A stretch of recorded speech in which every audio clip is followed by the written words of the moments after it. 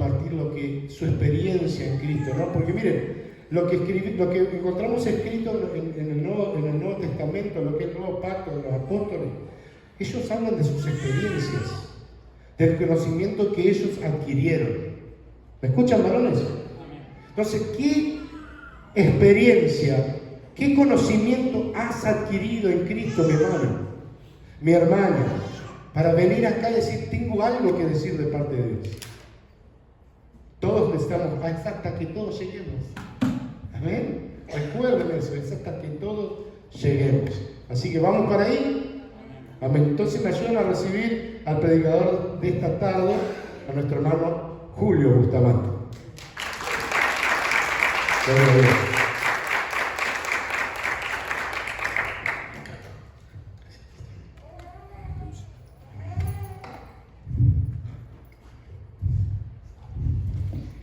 Hola iglesia, buenas tardes, Dios les bendiga. ¿Cómo estamos hoy? Gloria a Dios.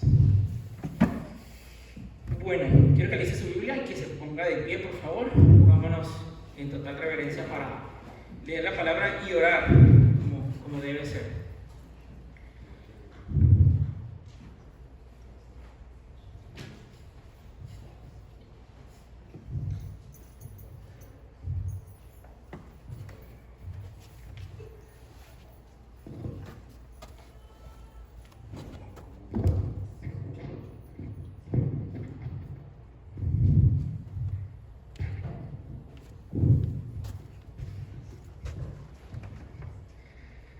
Gracias, hermano.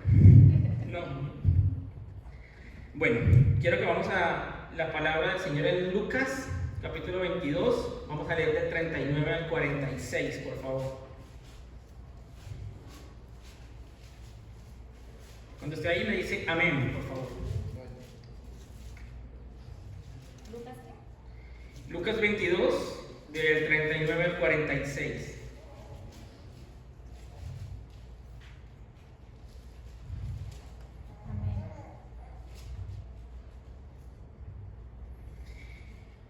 Y dicen, Jesús ora en Getsemaní. Y saliendo, se fue como solía al monte de los Olivos, y sus discípulos también le siguieron. Cuando llegó a aquel lugar, les dijo, orad que no entréis en tentación. Y él se apartó de ellos a distancia como de un tiro de piedra, y puesto de rodillas, oró, diciendo, Padre, si quieres, pasa de mí esta copa, pero no se haga mi voluntad, sino la tuya. Y se le apareció un ángel del cielo para fortalecerle. Y estando en agonía, oraba más intensamente, y era su sudor como grandes gotas de sangre que caían hasta la tierra.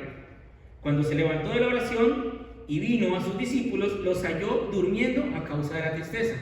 Y les dijo, ¿por qué dormís? Levantaos y orad para que no entréis en tentación. Y quiero que aquí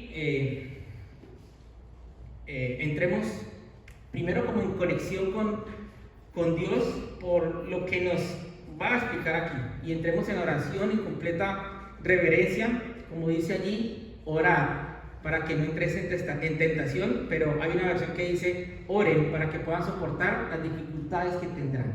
Ahí ya nos está diciendo el objetivo de la enseñanza de Jesús.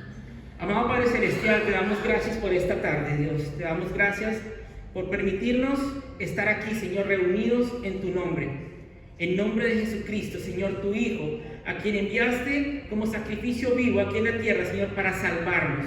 Gracias te damos, Dios, porque tú quieres que estemos conectados a ti. Y como varias personas, hoy Nancy, el pastor, la pastora, hoy hablaban, Señor, muy similar a este tema, hablaban de que es imposible negar todo lo que tú has creado. Es imposible negarte, Señor.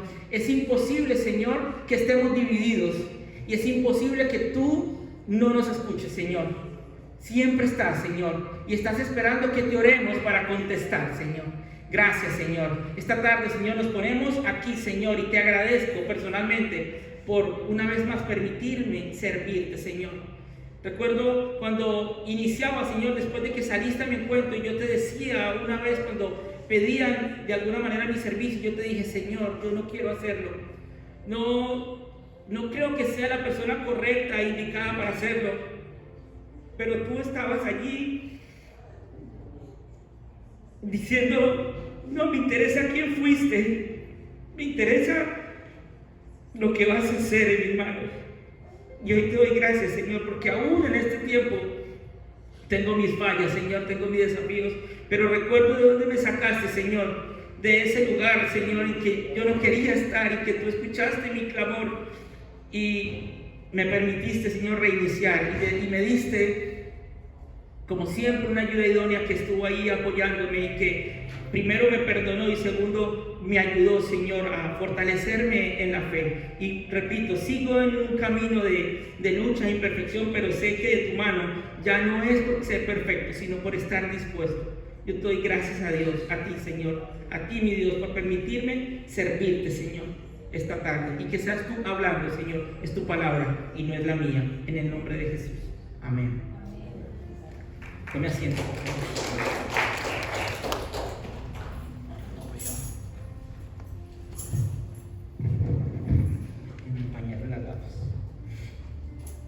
Bueno,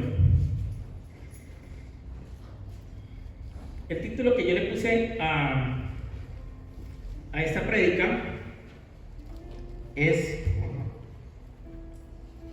tristeza o fe, presión u oración, tú eliges. Y vamos a ver en esta misma palabra vamos a ver dos lados de una misma moneda que Dios nos quiere enseñar aquí.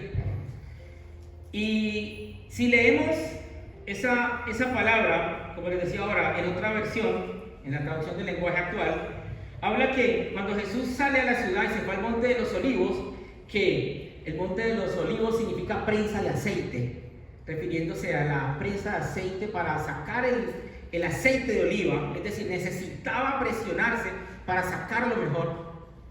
Es el Monte de los Olivos en Getsemaní. Entonces, ahí que nos dice que es el lugar donde llegamos a que de alguna manera sintamos esa presión que saque lo mejor de nosotros para encontrarnos precisamente con esa presencia de nuestro Padre.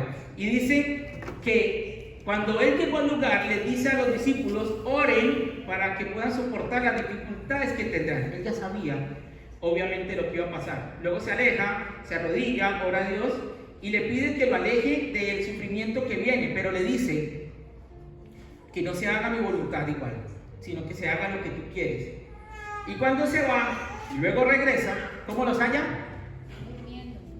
Durmiendo.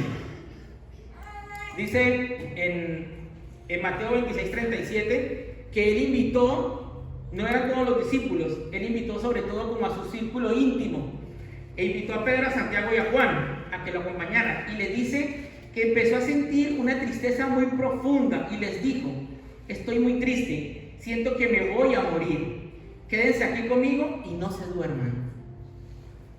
Imagínate Jesús diciéndonos, por favor no se duerman, porque siento una tristeza que parece que voy a morir.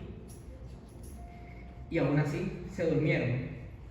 No se duerman, oren para que puedan resistir la prueba que se acerca, les estaba tratando de decir. Entonces, aquí empezamos a ver cuál es esa presión que ocurre en ocasiones en nuestras vidas. Y les quiero preguntar, ¿qué puede producirnos presión? ¿Quién me contesta? La enfermedad de un hijo. La enfermedad de un hijo. ¿Qué más? Deudas. Las deudas, la parte económica. ¿Qué más? Matrimonio. El matrimonio, ¿quién lo dijo? El matrimonio. Ahora, ¿qué nos produce tristeza? Problemas económicos. ¿Qué más? Rechazo de los hijos y de nuestra familia cuando uno quiere que acepten a Cristo y no lo aceptan. ¿Qué hacemos cuando estamos tristes? ¿Usted qué hace cuando está triste? ¿Ah? Orar. Siempre que está triste, ora. Llorar. Ok, ¿qué más? Bueno. Dice Lucas 22:39, en resumiendo, que que los discípulos se quedaron dormidos, dice que a causa de la tristeza. Hace especificidad que es a causa de la tristeza. Y me dio por buscar qué produce la tristeza en nuestro cuerpo, cómo se manifiesta biológicamente. Y dice que cuando estamos tristes, o como dijo el hermano, lloramos, se incrementa el consumo de glucosa y oxígeno en el cerebro. La tristeza produce cansancio a nuestro cerebro. Dice que 10 minutos de llanto pueden producir el equivalente al cansancio mental que tenemos cuando estudiamos durante 6 horas o hacemos actividad física durante 3 horas seguidas. Llorar 10 minutos. ¿Nos debilita la tristeza? Sí. Tanto así que ese cansancio produce somnolencia, adormecimiento. Pero ese cansancio, además de producir sueño, produce ganas de desconectarnos de lo que sea. Y la mejor respuesta que tiene nuestra mente ante ese bajón emocional es precisamente que nos quedemos dormidos. Lo preocupante es que si no buscamos parar esa tristeza, nuestro cuerpo comienza a alterarse. Y esa tristeza en nuestro cuerpo genera que nuestro organismo comience a soltar una hormona que se llama cortisol, que es la respuesta ante los momentos de tristeza o estrés. Y el cortisol en grandes cantidades en nuestro cuerpo produce un desorden hormonal que afecta principalmente nuestro sistema inmune, nuestras defensas. Es decir, que la tristeza nos lleva al sueño y si seguimos con esa tristeza y no la controlamos, nos descontrola emocionalmente, nos descontrola el sistema inmune y nos enferma. Algunos llegan a la depresión. Pero mire que no solamente daña nuestro sistema inmunológico, o sea, las defensas, genera problemas cardiovasculares, presión y corazón, y sistema digestivo. Yo no sé si a usted le ha pasado cuando siente nervios, el estómago le revuelve. Mire, cuando yo estudiaba en el colegio, incluso en la universidad, yo era demasiado tímido, aún lo soy muchas veces. Y cuando yo tenía que exponer o salir a hablar en público, eso era terrible. Lo primero que me pasaba era que me mandaba al baño. Antes de cada exposición, antes de cada trabajo que tenía que sustentar en la universidad del colegio, yo tenía que ir al baño, literalmente. Me descomponía el estómago. Ahora entiendo que son temas biológicos que hay que controlar. Pero miren lo que dice, ¿por qué les cuento todo eso? Miren lo que dice el versículo 42 de Lucas 22.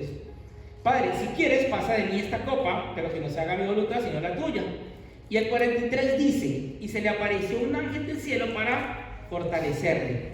44 dice, y estando en agonía, oraba más intensamente, y era su sudor como grandes gotas de sangre que caían hasta la tierra.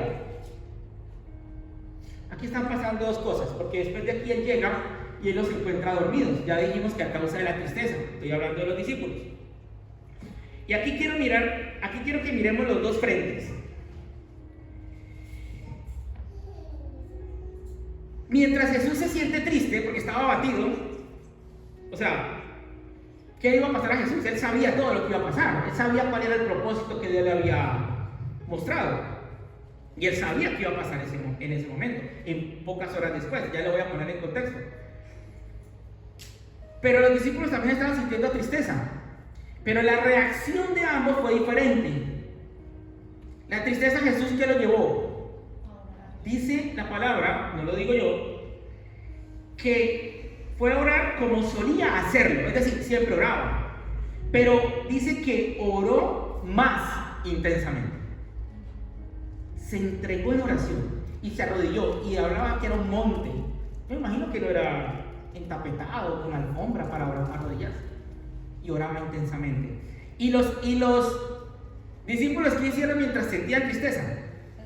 Se durmieron. Y lo peor es que no pasa una vez. Él viene y les dice por qué duermen, levantarse, para que no entren en tentación o para que soporten lo que está por venir. Los está alertando, y aún así él vuelve y se va, y ellos vuelven y se quedan dormidos. Vuelven y se quedan dormidos. Y miren lo que venía para Jesús. para que vean la presión que él tenía y por qué sentía la tristeza. La mayor presión que él tenía era por lo que le iban a hacer. Y dicen, no lo digo yo, lo dicen los teólogos y la gente que ha estudiado todo este tema de las horas previas a la crucifixión y muerte de Jesús, que fue más o menos como el jueves a las 6 de la tarde cuando fue la última cena. 3 horas después sale, o sea, a las 9 de la noche sale a orar a Getsemaní. A las 11, y bueno, y ahí pasa todo lo que ya estamos relatando. A las 11 Judas lo entrega, a las 12 los discípulos lo dejan solo, a las 12 llevado a Caifás, a las 3 de la mañana Pedro lo niega 3 veces por un lapso de 1 hora, a las 4 de la mañana los soldados lo siguen azotando y le pegan en la cara, a las 5 de la mañana lleva al Sanedrín, a las 6 a Pilato y a las 7 a Herodes. Toda la noche sufriendo y bajo presión. A las 8 vuelven a llevarlo a Pilatos y ahí es donde ordenan su crucifixión, y a las 9 le ponen la cruz y lo hacen trasladarse con ella, cargándola durante 3 horas aproximadamente. En todo este tiempo, él ha sido humillado, golpeado, escupido, lacerado, azotado, maltratado, torturado. A las 12 es crucificado y 3 horas después, dice la palabra, muere, entrega su espíritu y expiró, dice la palabra. ¿Se imagina usted la presión y la tristeza que tenía Jesús en esos momentos? O sea, podemos por algún momento ponernos como, no en sus zapatos, porque imagino que andaba hasta descalzo, en sus pies. Aquí vemos como la parte más humana de Jesús siendo hombre. ¿Por qué? Porque Jesús tenía las dos naturalezas, divina y era hombre. A eso se le llama unión hipostática para los que apuntan, que en griego significa sustancia, es decir, la sustancia de Dios. Jesús aquí saca lo más humano que no se relata en ninguna otra parte de la Biblia. La parte más humana de él, donde incluso le ruega al Padre que si se puede, le quite ese sufrimiento que viene. O sea, clama por él, por el dolor que estaba sintiendo emocionalmente y el que iba a sentir de manera física posteriormente. Se quebranta, se entristece y, repito, le ruega al Señor que si puede, quite de él esa copa. ¿Ustedes saben qué significa la copa? ¿Esa copa? La copa de la ira de Dios. Y él sabía, como era el redentor de todos nosotros, esa copa tenía bastante carga. Él no pecó, pero cargó nuestros pecados. Y dice en Mateo 26, 37, 38, que cuando llama a los hijos de Zebedeo y a Pedro y se comienza a entristecer y a angustiarse en gran manera, dice: mi alma está muy triste hasta la muerte, quedaos aquí y velad conmigo. Es una concordancia de la palabra que leímos. Y miren lo que significa tristeza. La palabra tristeza en griego traduce herido, atravesado o agujereado. Es como si antes de ser maltratado y crucificado ya estuviera sintiendo los dolores de ese castigo. Y también dice que estaba angustiado. Y mire lo que significa angustia. Acción de apretar, estrangulamiento y asfixia. Por eso decía que sentía como si fuera a morir. Y esa palabra viene del griego ademoneo, que significa consternación, dolor profundo, aflicción y perturbación. La perturbación es un trastorno, desorden, estado de locura incluso, ausencia de orden y ausencia de paz. Jesús, en ausencia de paz. Imagínense el dolor que se ve. Pero ¿qué hizo él? ¿Se acuerdan cuando el pastor decía al comienzo que nosotros vivimos en una batalla continua, pero no podemos estar divididos? No podemos estar divididos. Y aquí era donde Jesús, ante todo lo que está sintiendo, dice: voy a orar, me voy a conectar con mi Padre y le expone todos los sentimientos.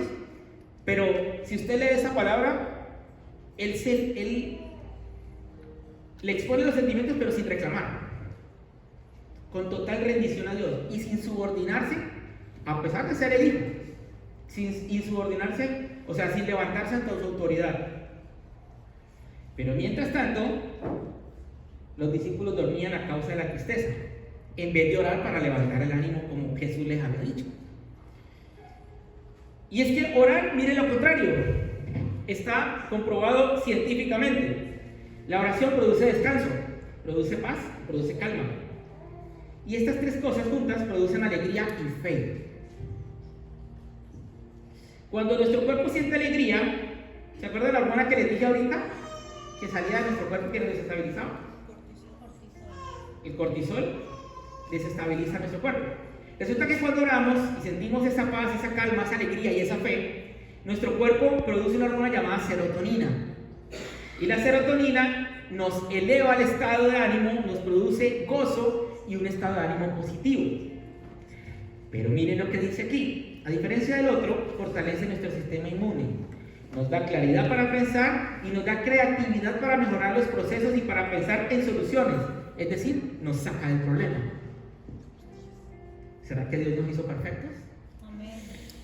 Nos llena de pensamientos agradables, confianza en sí mismo y tranquiliza nuestras emociones. Y esa confianza, adivinen qué es. Fe.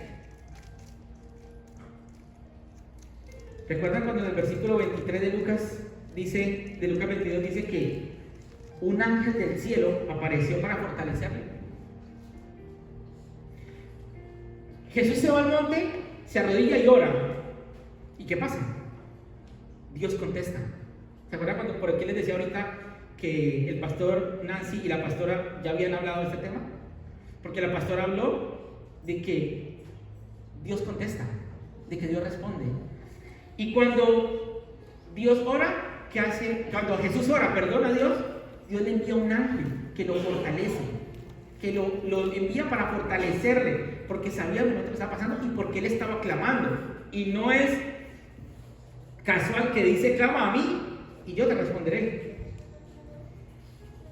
Y también no es casual que diga, ahora que nosotros tenemos a Cristo, que todo lo puede en Cristo. ¿Por qué? Porque Él me fortalece. Venimos, para los que vienen los miércoles, y si no vienen, yo le invito a que vengan los miércoles, porque de verdad que lo que Dios está hablando a través del estudio bíblico que nuestros pastores nos están dando es tremendo. Yo digo, y cuando como que varias personas comienzan a hablar de lo mismo, es porque la junta directiva, que ya saben quién es, está hablando, está compartiendo. Necesita que por todos lados se diga lo que Él está necesitando que escuchemos. Y nos viene hablando la pastora de Romanos 12, y hablábamos en estos días que Pablo nos dice, no os conforméis a este siglo, sino transformados por medio de la renovación de vuestro entendimiento. Y luego 1 Corintios 2:16 dice que tenemos la mente de ¿quién? La mente de Cristo. La pregunta es, ¿usamos la mente de Cristo en esos momentos que quieren desestabilizarnos?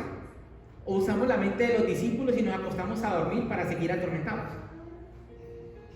¿Cuál es la respuesta? Recuerda que el título decía, tú eliges.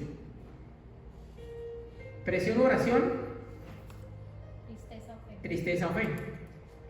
Yo elijo, tú eliges. ¿Qué queremos sentir?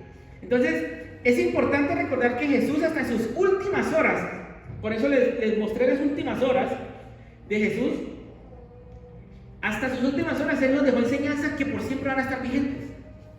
Todos los días las recordamos.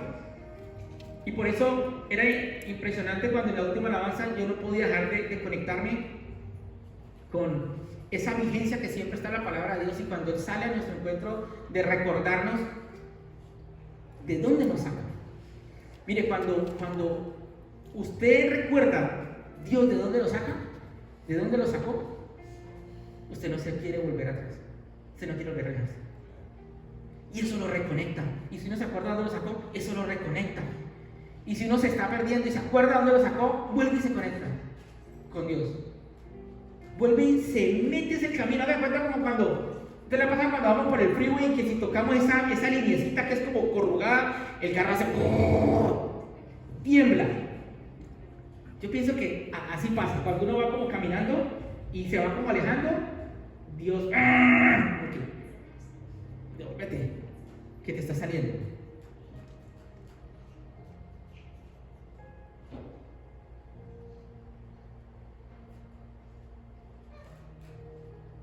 Entonces, como decía Pablo, es necesario que nosotros renovemos nuestra mente.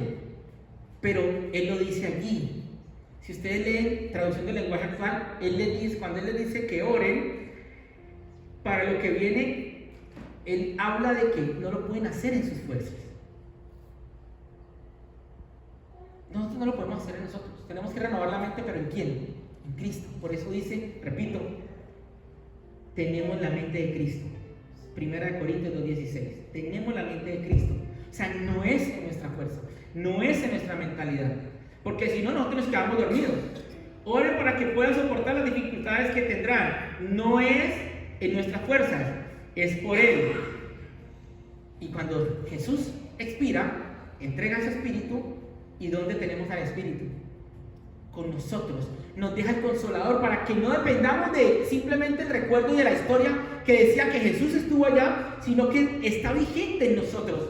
Estamos aquí con Él para recordarnos todos los días que ese Consolador, el mismo que nos dejó, está aquí vivo para que nosotros recordemos que es por Él y no por nosotros. Y nos recuerda que mientras dormimos somos vulnerables. Pablo por eso dice que en este siglo, cuando él habla ahí en Romanos 12, dice que en este siglo hay mucha gente que está dormida y ese sueño es un sueño espiritual. Pero lo más preocupante es el cristiano muchas veces el que está dormido. Y la tristeza ya lo vimos, nos baja la defensa, nos adormece, y es allí cuando el enemigo que aprovecha, que bajamos la guardia. Cuando estamos de doble ánimo. Y en el sueño, como estamos indefensos, nos quiere robar lo que es tuyo y lo que Dios nos entregó. Porque es que no nos lo va a entregar, ya nos lo dio. ¿Y por qué hablo de doble ánimo? Porque es una de las definiciones de adormecer. Dice que los significados son dar, y escúchenme lo que dice aquí. Miren lo que significa tener doble ánimo o adormecerse. Dar o causar sueño, acallar o aplacar. Nos aplaca como cristianos. Nos entretiene, habla de entretener. Increíble, yo encontré la palabra de entretener. El adormecimiento es entretención. Y por último es ir rindiéndose poco a poco. O sea, te va diezmando, te va cortando, te va parando, te va frenando. Hasta que llega un momento que tú dices, Santiago 1:8 dice que el hombre de doble ánimo es inconstante en todos sus caminos. Otra versión dice que el hombre de doble ánimo no es confiable. Dice que es el que por un instante cree y por el otro no. En un momento está en la montaña más alta de fe y al instante está hundido en el valle más sombrío y de desesperación. Vuelvo y digo, ¿se acuerdan cuando el pastor hablaba de esa dualidad? Pero Dios nos está diciendo, hay una manera de que no estés así. Pero no es en tus fuerzas, no es en mis fuerzas. Lo opuesto, dice la palabra, al doble ánimo es tener un corazón limpio, o como lo dice allí, es tener un solo corazón. No dice, ¿cómo que un solo corazón? Y dice el mismo Santiago 1:7 al 8, en la Nueva Traducción Viviente, que esas personas, es decir, las de doble ánimo, no deberían esperar nada del Señor, porque su lealtad está dividida entre Dios y el mundo, y son inestables en todo lo que hacen. ¿Más claro? No canto gallo. Entonces, ¿qué significa esto? División, dualidad. En griego significa doble alma o doble alma o cuerpo y alma oponiéndose entre sí. ¿Qué es eso? Carne y espíritu. O sea, la palabra por donde tú la intentes interpretar, ella va a encontrar su concordancia. O sea, está hecha de manera perfecta para que ella aquí te tira la concordancia acá, y si vas al otro libro te la pone aquí y te pone a meditar en ella hasta el punto que la entiendas y la disiernas ya y la desmenuces de manera fácil y práctica. Y por eso el pastor viene varias semanas hablando de esto, la batalla que tenemos entre lo carnal y lo espiritual. La batalla, y es, vuelvo y digo, la junta directiva que la preside Dios que está hablando. Por algo está hablando. Y mire, si usted busca en Google y pone la palabra doble ánimo Biblia, lo primero que le va a decir es que es un gran problema en la vida cristiana. Qué tremendo. No le dice a la gente del mundo. Gran problema en la vida cristiana.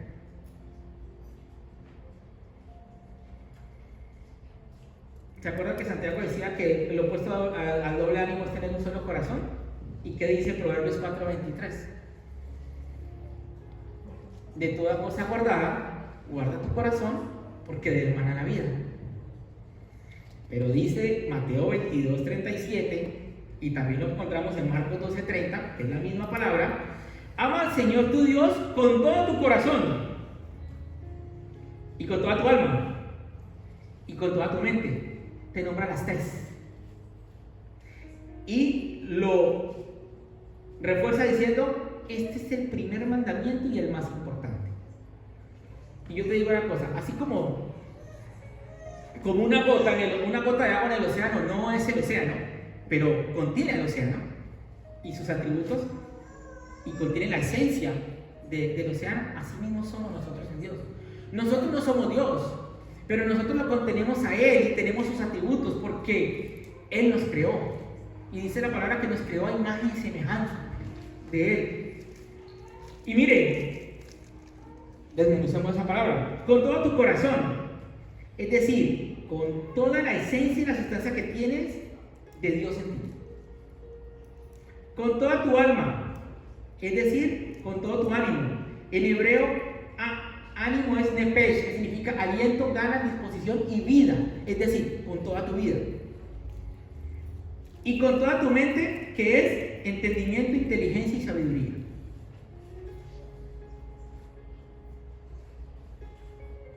Entonces, repito, hasta las últimas horas Jesús nos muestra la guía de lo que debemos hacer en momentos de tribulación para no caer.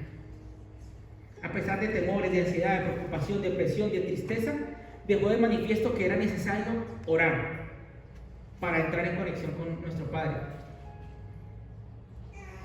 Y se acuerda que dice la palabra que él iba al monte como solía hacerlo, a orar. ¿Y cómo lo hacías? De rodillas, con rendición y con obediencia, porque aceptaba la voluntad del Padre. Y repito lo que les decía ahorita: no exigía que las cosas se hicieran a su manera. Y lo más tremendo era que entre más angustia tendía, más intensamente oraba.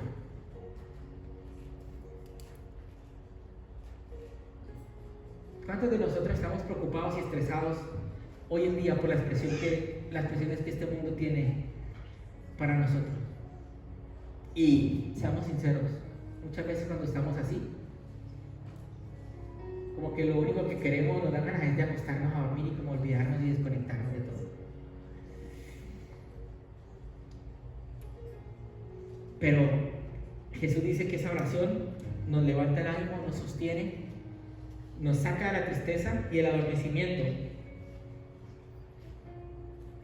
y nos ayuda, porque ahí lo dice literalmente, a resistir las cosas que se acercan y no nos dejan caer en tentación.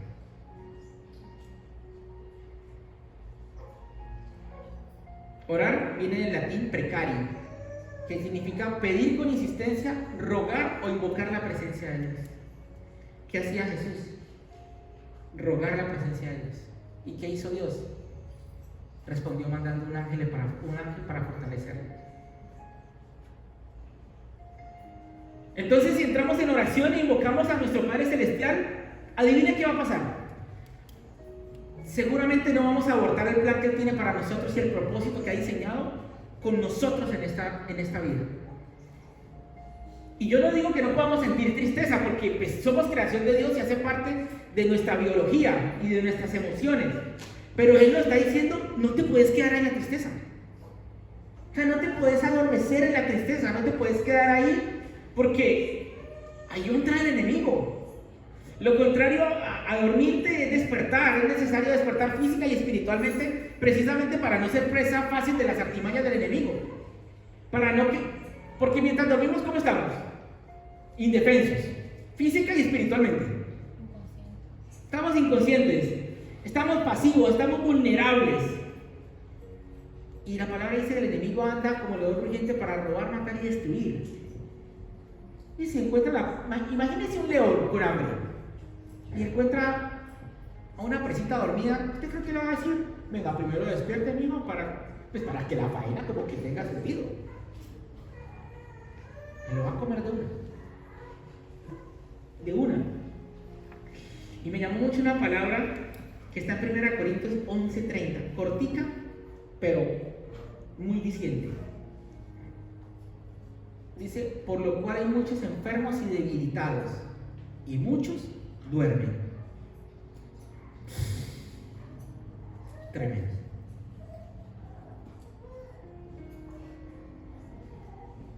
Lo que fue más tremendo era que Jesús llama a sus discípulos. Pero no era solamente los que estaban ahí con él, los de más confianza. Los cercanos estaban dormidos, espiritualmente hablando, y físicamente también. Y Jesús estaba atravesando los peores instantes de su vida. Y quería, como él les dijo que velaran con él. Y ellos siguieron durmiendo. ¿Pero por qué? Estaban dormidos espiritualmente. Estaban dormidos espiritualmente. Eran su círculo íntimo y estaban dormidos. Los otros no estaban. Judas lo estaba traicionando y lo iba a entregar. Pedro lo iba a negar 3 veces. Y los otros que no estaban, tampoco entendían. Porque recuerda que hay pasajes donde Jesús siente como esa impotencia, esa tristeza de saber que sus discípulos no entienden. A veces de qué hablaba, y que su reino no era de este mundo, que su reino iba más allá. Y él dice, ellos como preocupados por muchos, por rangos, por posiciones, por riquezas, por reinados. Y yo que les decía, no entender, o sea, no entienden. Si no se trata de eso. Y por eso les dijo, velen, no pueden quedarse una hora despiertos para que puedan resistir lo que viene. Pero como yo no entendí, la pregunta es,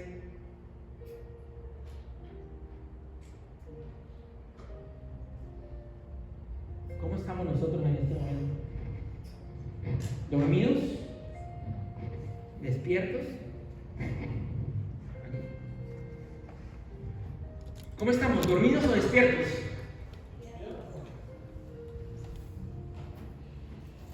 ¿Con doble ánimo? ¿O con la esperanza puesta en que realmente que merece que nosotros pongamos la esperanza en él? Y yo vine hasta acá para ver si alguien está dormido. ¿O usted creyó que yo bajé aquí?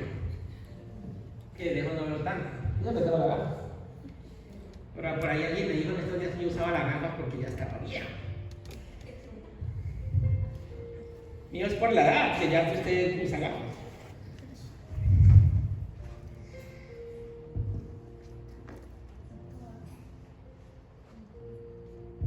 Yo quiero que usted medite esta tarde, ya para terminar, en esta palabra.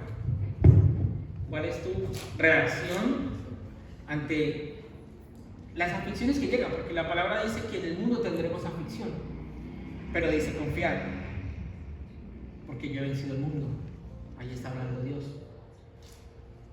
Y vuelvo y digo, todos estamos, todos los días, allí expuestos a que sintamos de alguna manera aflicciones, dolor, quebrantos, tribulaciones. Pero cuando nos acordamos que es Dios quien tiene el control, que Él es el control, ya sabemos a quién recurrir y qué tenemos que hacer. No darle pie al enemigo de quedarnos dormidos, adormecidos, tribulados, perturbados, tristes, enfermos, con doble ánimo, sino, no, yo sé la herramienta, yo sé quién me escucha y me responde. Yo creo que ahí donde usted está, Póngase sobre sus pies ya para terminar. Vamos a hacer esto como iniciamos. Y en señal de respeto y reverencia, incline su rostro. Y como dice la palabra, no endurezcamos nuestra cerviz.